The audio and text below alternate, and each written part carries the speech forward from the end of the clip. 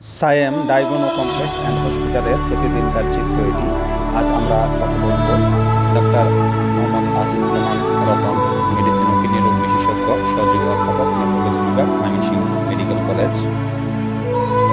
এখানে শতাধিক রোগীর অপেক্ষায় থাকেন, নিম্নবিত্ত, মধ্যবিত্ত, আশা একটাই, স্বল্প খরচে সুস্থ স্বাভাবিক জীবনে ফেরা।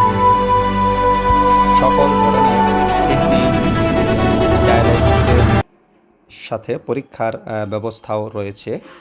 স্বল্প খরচে 10 বেডের কিডনি ডায়ালাইসিসের ব্যবস্থা আছে যাবতীয় পরীক্ষা নিরীক্ষার ব্যবস্থা। America, London, Canada, Japan, Spain, Hong Kong থেকে উচ্চতর প্রশিক্ষণপ্রাপ্ত ডাক্তার মোহাম্মদ আজিজুজ্জামান রতন স্যার। তো আমরা আজ স্যারের সাথে কথা বলবো।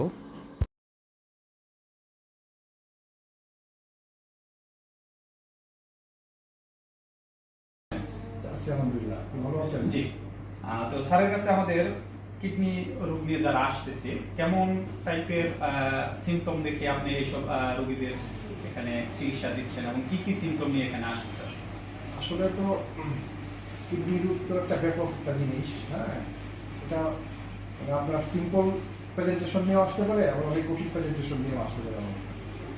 যেমন আমাদের কাছে যদি আপনি সিমটমের দিক থেকে যদি বলতে চান, যেমন হচ্ছে যে পেশেন্ট শরীর ফোলা নিয়ে আসতে পারে, পেশেন্টের হচ্ছে প্রস্রাব কমে গেছে, আবার কেউ বলতে পারে যে প্রস্রাব অনেক বেশি হচ্ছে প্রতিদিন, অথবা বলতে পারে যে তার খাওয়া দাওয়া রুচি কমে গেছে, তার শরীর দুর্বল লাগতেছে, অথবা বলতে পারে তার হচ্ছে যে এই শরীরে তার হচ্ছে যে একটা মনে করেন যে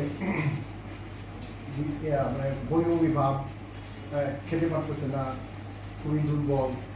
তারপরে হচ্ছে এমনকি পেশেন্ট ওই যে শ্বাসকষ্ট, ঠিক আছে, শ্বাসকষ্ট নিয়েও আসতে পারে, অথবা দেখা গেছে যে মনে করেন যে ফুসফুসে পানি নিয়েও আসতে পারে, পেটে পানি নিয়ে আসতে পারে, ঠিক আছে। তারপরে হচ্ছে যে পেশেন্টের হচ্ছে যে বডিয়ে শরীরের বিভিন্ন জায়গায় তার ব্যথা, হ্যাঁ, ওই অন্যগুলো কমপ্লেন্ট আছে, ব্যথার কথা বলতে পারে, ঠিক আছে। তারপরে হচ্ছে যে পেশেন্টের আরও অনেক কমপ্লেন, যেমন এগুলো হচ্ছে আমি সিমটমের কথা বলতেছি আর কি।